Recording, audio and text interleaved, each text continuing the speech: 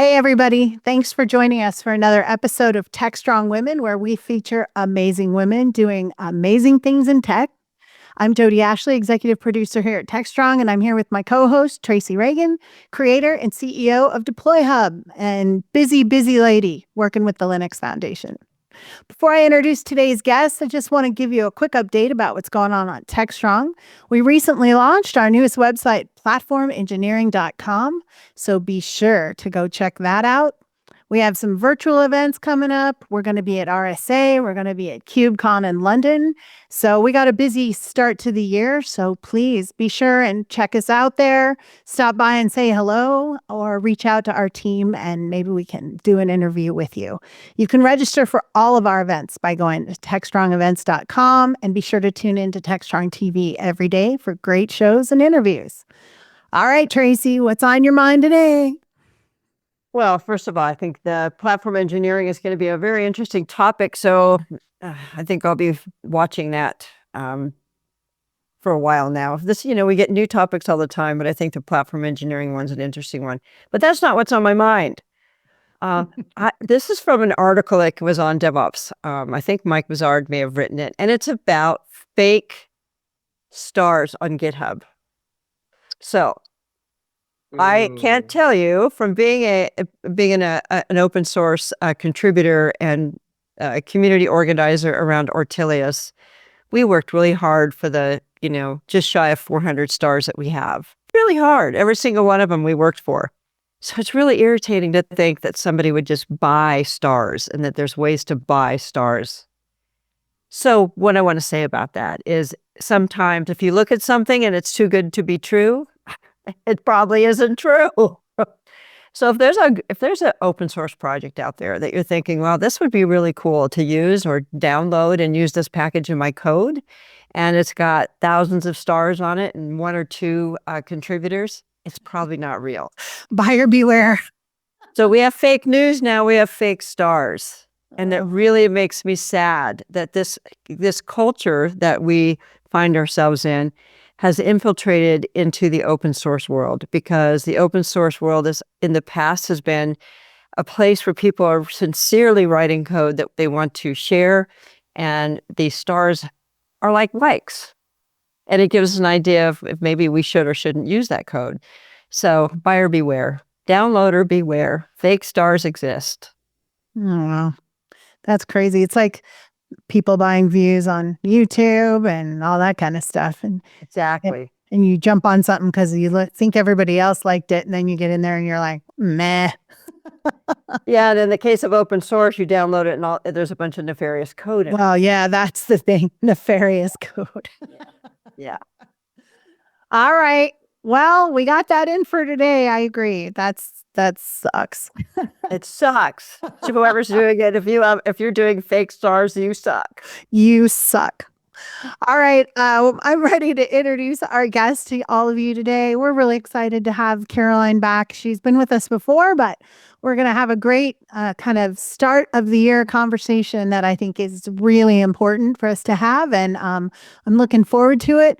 Caroline Wong, why don't you go ahead and introduce yourself to us and we'll get started. I'm Caroline. I'm a cybersecurity person.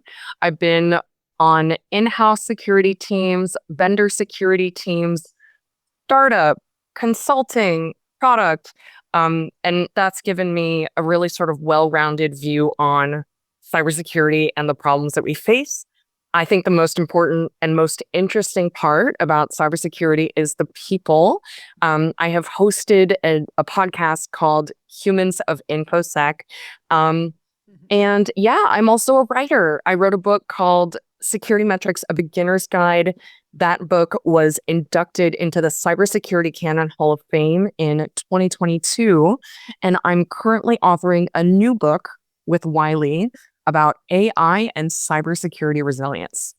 Ooh, that's so awesome. Tracy's going to be putting that on her to read this for sure. So when are you going to get that finished? So tentatively scheduled for publishing in the spring of 2026. So beautiful. Just a few short months away. And by the way, Tech.Strong is picking up Caroline's podcast. I'm going to be producing that for her shortly. We're in the process of getting that rolling. So I'm pretty excited about that. We're all pretty excited about that here. So yay, more fun stuff coming. All right, ladies, let's dive in. Caroline's had a fun end of year, start of year. You want to tell us a little bit about what happened? Sure. I have been job searching. I have spent about 3 months or so at the end of 2024 job searching. And, Jody and I were talking the other day, and I was saying, I am the primary breadwinner in my family. I've got kiddos, the way that our household constellation works. I've got in-laws, and we've got dogs and cats and chickens, and there's a lot of literal mouths to feed. And I take my role in our family as a provider very, very seriously. And so naturally, job searching, there's a lot of anxiety, there's a lot of stress, there's a lot of pressure. And for folks who work in cybersecurity, for folks who work in tech, the experience is you see a job posting, and within 24 hours, there's 500 applicants. Within 3 days, there's 1,500 applicants, and they've shut down the job posting because it's just full. Recruiters literally cannot go through that many resumes. And it's tough, And I think that for me, going through an experience like that, it taught me so much about myself. It gave me some really important time to reflect and think about what's truly important to me. Getting a break is also a gift. And yeah, so I'm thrilled to be here sharing my story. I think that fortunately and unfortunately, job searching is something that many of us can relate to. And so I'd also really like to share some different practices that I used during my job search to try and take care of myself. This is an interesting time for this topic.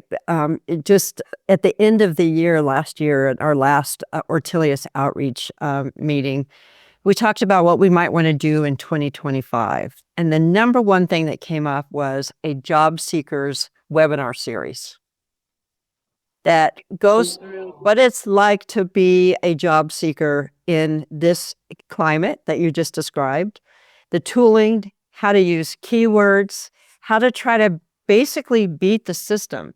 And I feel like, as you described, there are so many people applying for these jobs that they use AI to filter it out. And basically they're just doing, matching on keywords.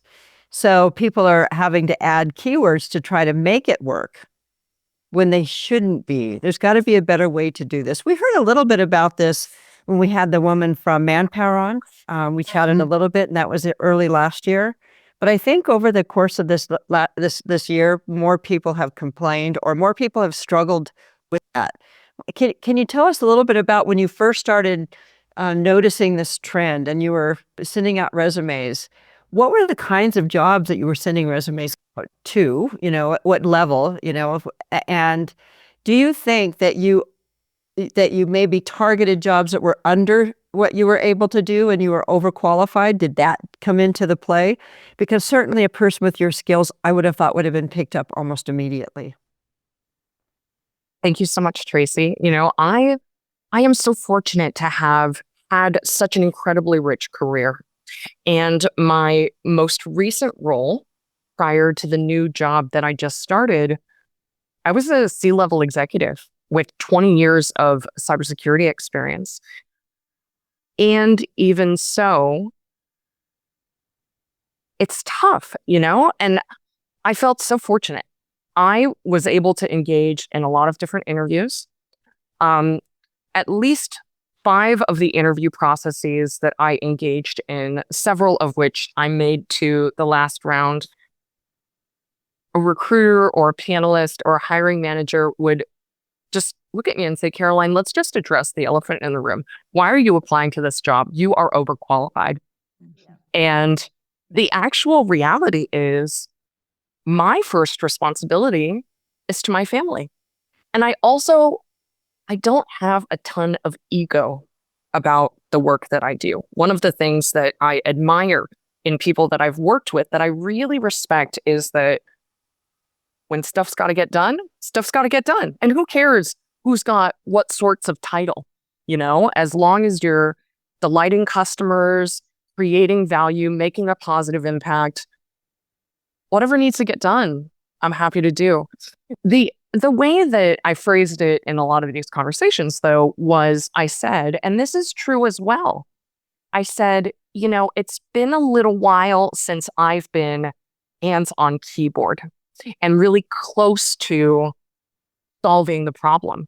And I really got into a mindset where I thought, I could do this, and sometimes I'd go through an entire series of interviews and make it to the end. And then you kind of wait, to get a call back from a recruiter. And if it doesn't happen sort of right away, then you wait another day, and it's just tough. At the end of the day, there are thousands of people, many of whom are extremely qualified. I can't tell you about the number of friends and colleagues and people that I've met who are extremely qualified and on the market right now. It is a simple supply and demand situation. There just are less jobs on the market at this moment. I spoke with a recruiter in Q4 of 2024, a CISO recruiter. Something that happened to work really well for me, which I know is hard for others, is that I never want to be a CISO. That's a job that I'm simply not interested in. I'm very interested in all sorts of adjacent jobs to the CISO, but CISO is not the job for me. I spoke with a recruiter and this person said, Caroline, typically in Q4, you'll see 20 to 25 big CISO jobs on the market. And this person said to me, and this was for Q4 2024, right now there's 10 to 15, significantly less than usual. And I had been in my previous role for 8 years, which in tech is like multiple lifetimes. I mean, we're talking like Mesozoic era time of being at the same company. And it was actually so much fun because one of the things that I love to do is I love to learn.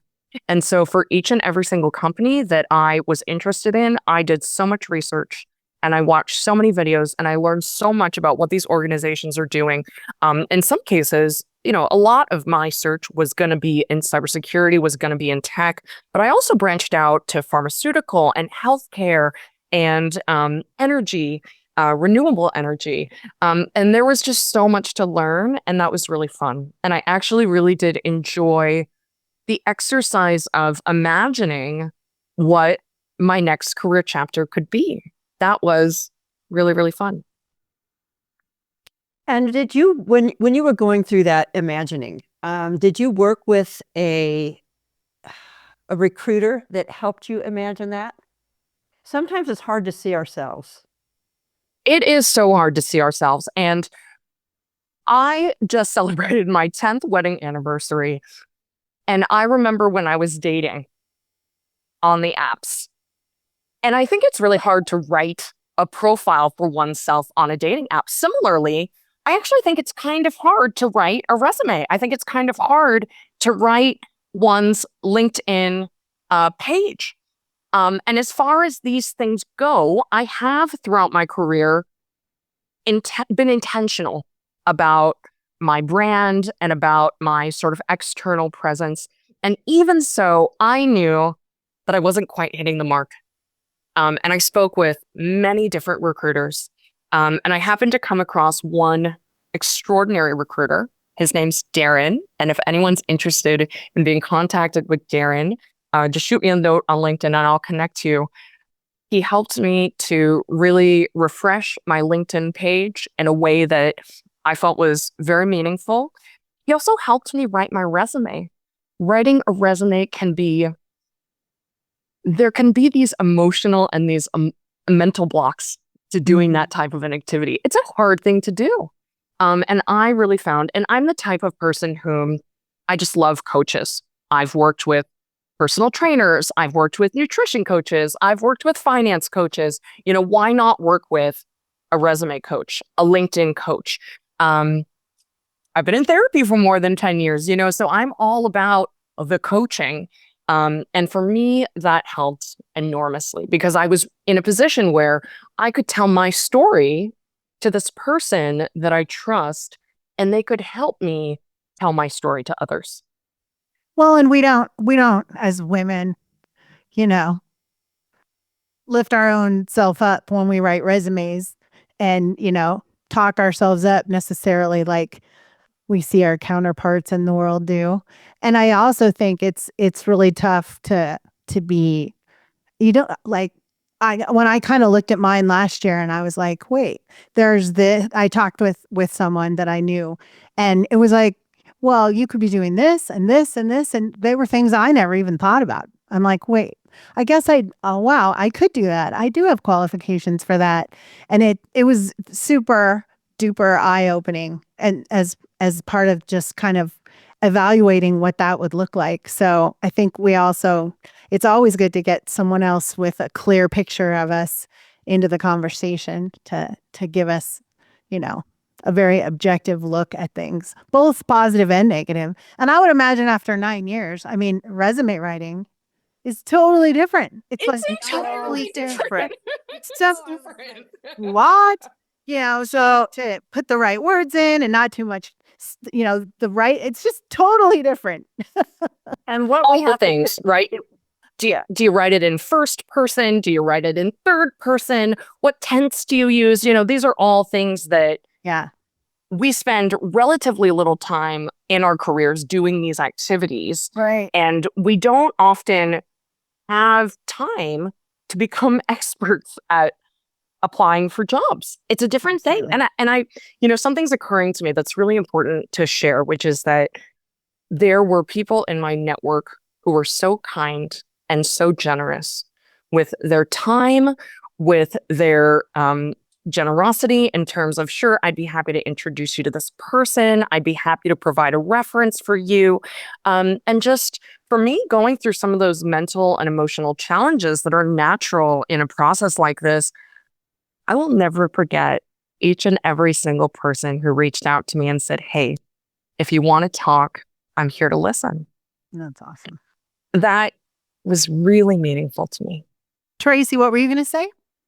So resumes traditionally have been written to say what we have done in the past. Yeah. It doesn't tell us, a resume doesn't tell us what the person can do, right? Mm-hmm. It doesn't give a good insight on what they can do.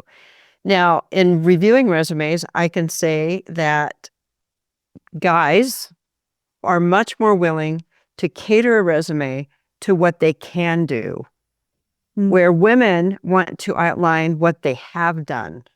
Interesting. So, for example, let's say that you were you'd been out of the market, or you hadn't looked at putting a resume together for 8 years. You've been a C++ programmer, and you know how to write Java, but none of your jobs ever required it because they had you doing C and C++. Well, you're not going to get a job because JavaScript is what everybody's using, or Python. But I can promise you, if you have written code in C or C++, Python will be a breeze, right? So resumes have to be able to reflect what our abilities are, and they don't. And this is the struggle that so many people are having.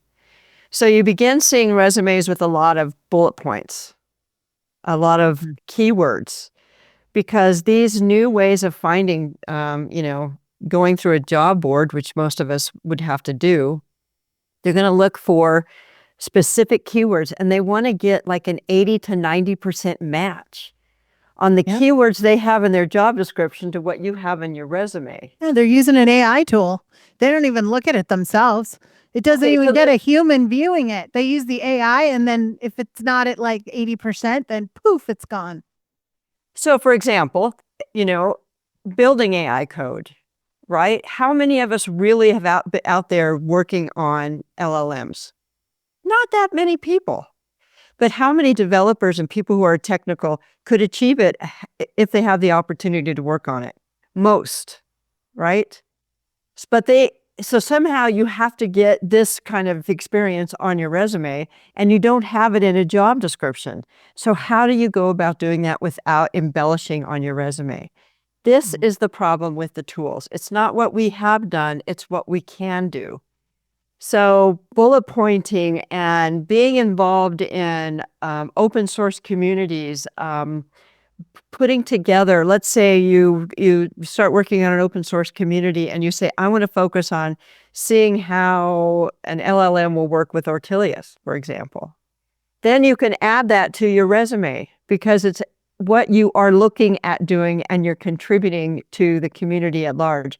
So we have to get a lot smarter about how to present ourselves in resumes. And it's all about the future, not the past. And resumes reflect only on the past. This is a hard thing for women to get over, is how do you embellish? How do you work on that? How do you build that profile and that brand without having to had a job that had you do it, which is sort of ridiculous, to be quite honest. Right. And there's a lot of great people out there you can hire to help you, but not everybody has those resources. So a lot of people jump in and AI their resume, and you can just tell when you read someone's resume that they threw it into AI and let AI do all the work. So that's not helpful. Not a good idea. It's got to be hard. And I think, you can't forget how important networking is. And obviously Caroline spoke to that. Knowing people is so important, right? Being connected with people and being willing to I know you, Caroline, pretty well. I know your story. I know a lot about you, and you got to be open to not be like, I don't have a job. You got to be like, hey, I'm looking for a job, because and that's hard to do when you leave that place. I've been in that place a couple times, and you just kind of want to be like, oh, I don't want to tell anybody, but you gotta, because that's what's going to get you to the next job. People can only help you if they know that you need help. Absolutely. And we live in this super weird culture where so much of our identities are tied up in having our jobs. And so if there's a moment where we don't have a job, it's jarring, and that is not because of any of us as individuals. That is because of the culture that we live in. That is because of the society and what society has deemed to be valuable. And so this is something that's really, I think, important for any of us to consider, whether we're job searching, whether we're happily in a role. There's a book that I really like that I listen to quite a lot during this search, and it's called Strength to Strength.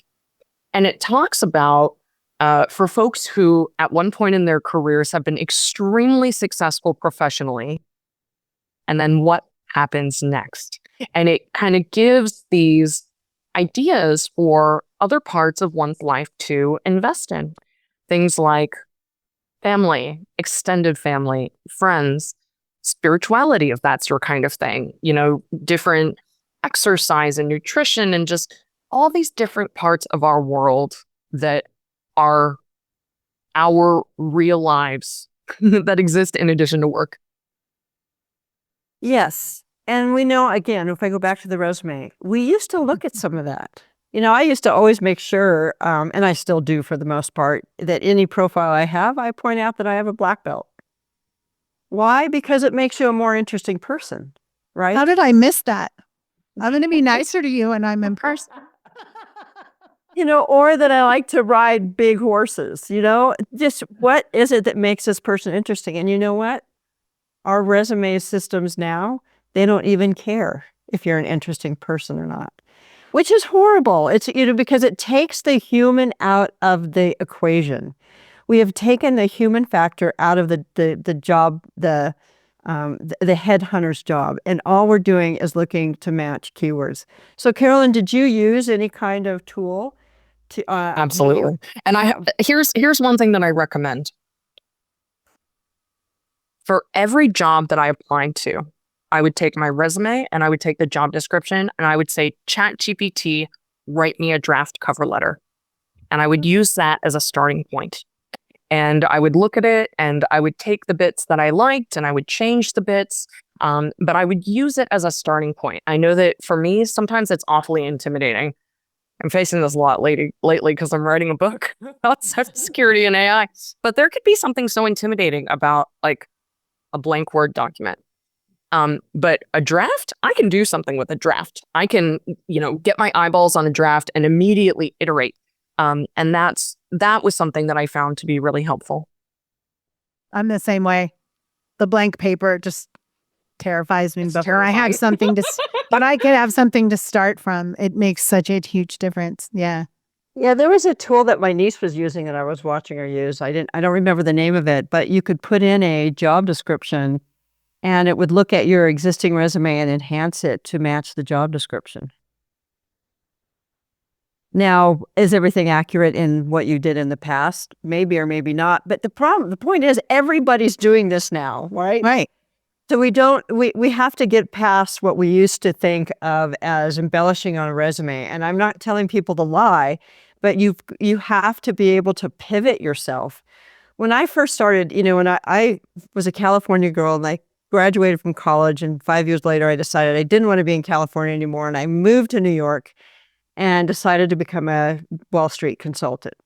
I had never, ever, ever worked on OS2 before, but everybody needed OS2 consultants. So I sat down and I read the big IBM Red Book on OS2 and I put it all over my resume and I got a job almost instantly. I became one of IBM's primary OS2 consultants as a result. But again, it was what I could do. And I was marketing myself. And marketing is never completely honest. And I just want to tell women out there that I don't want to say just lie and create up jobs, but you have to be able to express what your abilities are.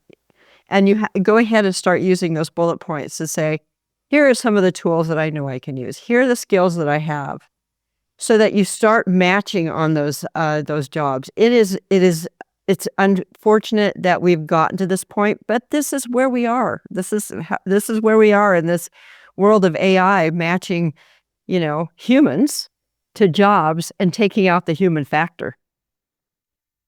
So it's okay to say what you can do, not just what you did. And ask people for references and recommendations.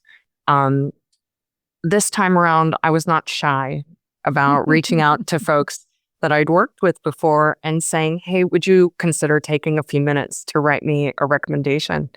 And I would read through them myself when I was having a tough moment or a tough day. Nice. And it was actually just a beautiful gift to be able to see myself through the eyes of somebody that I know or somebody that I've worked with.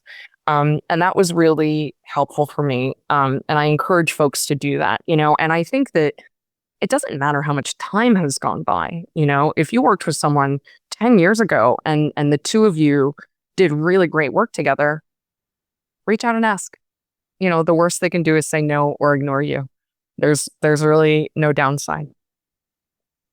So this is such an important conversation because when we spoke with the woman from Manpower, she talked about how women really lost a substantial amount of traction in the tech industry during COVID. Yeah. Because they were the ones who had to leave their jobs because the kids were at home and they had to do homeschooling or at least babysit them as they sat in front of a Zoom session for school. And they could not do both. They couldn't do an 8-hour job and take care of their kids as well. And what happened was that those, in 4 years' time or 2 years' time or even a year's time, our industry changes so quickly that if you're out of work for that period of time, you probably would look at yourself and say, I'm no longer qualified for these jobs. I don't know Python, right? I've not had an opportunity to code in Python, so I can't talk about saying that I do know Python. And that keeps women from going back into even not just a 3-month break as you had, Caroline, but an 8-month break, after having a baby. How do you get back into work after time off like that? And how do you start pivoting yourself and rebranding yourself as a person who is relevant for today's market, not the market that you left 8 months ago or even 3 months ago. We had another person who Jody and I love very much. She was in the DevRel space and lost her job. And I don't think she found another job for, I think it was close to 6 or 7 months. We were all just sweating it out for her because she's also the primary breadwinner in her family. And it was shocking to me that this was happening. And when I started looking into, watching a college graduate go through the process and how the tools now are matching people to jobs, it is not good. It does not find the best, most qualified person. It only finds the best match of words. And how is that helpful for anybody? How do you know that person's going to be decent? How do you know anything about that person if you really want to interview them? You don't. So it's sad to me. It really is that we can't find a better way to do it. If AI is supposed to be so great, how come in this particular area it's making our lives harder, not easier? There were a few interview processes that I engaged in that I thought the company did a really cool thing. The company said, we're doing a case study. Caroline, here's basically an assignment for you. We expect you to put together, X number of slides, to write, Y number of words and to present it. And I thought that was really cool, because in the job interview process, in those cases, I and any of the other candidates would have really been given an opportunity to kind of show our stuff. So I thought that was pretty cool. And I also want to say, when you're job searching, of course you want a job, but it's also extremely important to pay attention to what it feels like when you're talking to these people. Because say you get the job, then you're stuck working with them, and hopefully you like them, and hopefully you respect them, and hopefully you can learn from them. So make sure that you are evaluating the company as much as they are evaluating you, and don't hesitate to ask any questions that you have. Which is so much harder to do remotely, right? You get pulled into an office, you maybe sit around a table with people, that physical in-personness is very different in an interview situation, I'm curious, Caroline, how many of your interviews were in person? 0. Yeah. 0 interviews, and it's really funny because some of the companies, their HR interview processes, they're virtual, but they've got these names that were clearly from a couple of years ago. So, such and such organization would say, and for the next stage, you're going to do a virtual on-site, or for the next stage, you're going to do an on-site. And I was like, okay, well, do you need me to fly somewhere? Are we going to do them all in one day? And they said, no, it's virtual and we can just space them out, depending on people's availability. And it was just a fascinating thing, but, one of the things that I think has become very important is being able to effectively communicate like this, to really be able to demonstrate one skill via a Zoom video. And that's not easy for everyone. That's not natural for everyone, but if any of us have any troubles with it, it's worth practicing. It's worth asking for advice. It's worth, getting a little bit of support, because that is a really big part of it. Yeah, you don't think about that. Like the three of us, we do this all the time. So it's not a big deal to jump in. But people who are coding all day and, they're doing their thing and their heads down and they're not interacting on Zoom calls unless it's like a company meeting. Having an interview situation would be very different. Absolutely. I was just going to say that, Jody, not everybody's on, a Tech.Strong gang or doing presentations like Caroline and yourself were doing, right? It's a different world, the Zoom world, and to be able to come across and be comfortable and be yourself is really, really challenging for some people. Again, the human factor is being taken out. I'm surprised you didn't get, even after your offer, they didn't have you come in and meet you in person. That's amazing to me. It's wild. I literally thought, I kind of assumed, like, okay, like we're gonna do this. Like naturally, I'll fly to you, or you're gonna fly to me, or we're gonna meet up and we're gonna hang out for a week, and it just wasn't like that, and part of it is travel and expense budgets. And part of it is, one of the things that I love about my new job is everyone is so remote competent. It is amazing how remote competent these people are. It just, everyone just gets it. It all just makes sense. And that's really, really nice. And after we've developed all these remote competence skills, we have potentially a new administration coming in saying everybody needs to go back to the office. And I heard that Amazon was having folks come into the office. And then I read a newspaper article that said that the offices weren't ready to accommodate everyone. So I think they had to delay it. So that's also been a really interesting thing, and I think that for any job seeker, there are ways in which you can broaden your search and you can decide, for folks who are really intent on a CISO job, maybe consider a job where you're reporting to a CISO or adjacent to a CISO. For folks who are okay with going into the office, if you happen to live near an office and they want folks in the office, that will expand your possibilities. So it's really so much about whatever people are looking for in the moment. And I do think that right now, one of the things that I noticed is they are looking for deep expertise in a particular area. It was interesting for me because I'm a little bit of a generalist. Some of my superpowers are not straight engineering. They're not straight sales. They're not 20 years of product management. But, I just want folks to know, just like, keep on going, keep your head up, keep on going, and, just keep going because, it's worth trying, and just learning along the way. I can't discount, though, how important your LinkedIn profile is, though. It's a big one. People do look at it. That's Look at the it. first thing they go to. They see your resume and they go right out to LinkedIn, and then they Google you and see.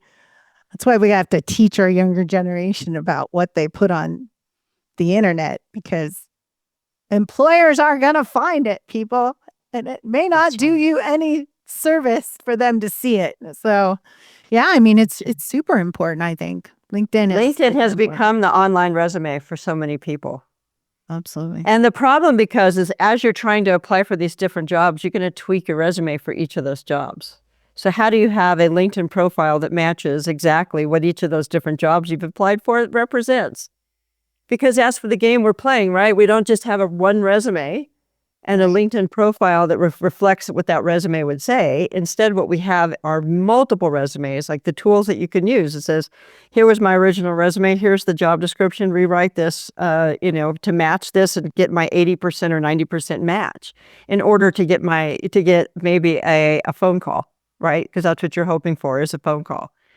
So that becomes a challenge too. So in your endorsements in LinkedIn, your endorsements are important. Your skills are important. If you're looking for work and you're seeing something that continues to come up as potential a skill that you need, be sure that you reflect that in LinkedIn. So you may have a lot of stuff in LinkedIn that you're like, wow, I guess I could say I could do all that. But yes, you can. Women, you can do this. This is something you can do. So, Carolyn, I have another question before we have to wrap up. But you go through this process, and obviously, you and I talked about it while you were going through it. And, what do you do for yourself? What kind of self-care do you do when you're the breadwinner? You have children, you have extended family there, and there's the stress of that on top. What would you recommend as far as just finding a happy place when you're in a really stressful world, especially the holidays on top of it? Totally. It's a crappy time of year on top of it. We have to learn how to take care of ourselves. And the time I think that it's most important for us to learn how to take care of ourselves is when we're going through tough times. One of the things that I've started doing, and I actually love it, kind of just around the same time that I began my job search, my husband installed a cold plunge in our backyard, and I love it. It is not for everyone. Not everyone is super excited to dunk their body in Polar bear 42-degree, water for 10 minutes. But I just love it. It's exhilarating. So, whatever your thing is, if it's spin classes, if you love knitting, if you love journaling, if you love going for walks in nature, like really make sure you're getting what you need. I really need sleep. So I prioritized my sleep. I also had a really good friend recommend to me that I should, go on a little trip by myself and for myself. And I'm very fortunate that I have the resources to do something like that. I booked an Airbnb for myself, 25 minutes away from where I live. And I just lit some candles and sat in a hot tub and, did some writing, did some thinking, did some reading. And so we really do have to take care of ourselves. That I think is what's going to keep us going. I also think that any rejection, any time you're ignored, I really want to encourage people not to take it personally, because there really are just so many factors way outside of your control. And so what we can control is we can keep going. You can keep searching. You can try and apply for the job on the first day that it's posted. You can just keep on going, but it's okay to be sad. And it's okay to be disappointed. But to the extent that we can allow ourselves to feel those feelings and then move through and move on, I think that's a really important skill to develop as well. That is so helpful. Tracy, are you going to ask her your question? I think she already gave us something to read, but you have to ask it anyway. Tracy always asks this. I think that's a good question. Did you ever, while you were going through this, were there any books that you picked up on being a job seeker? For me, I read okay, here's another thing actually. So I talked about strength to strength, which I highly recommend.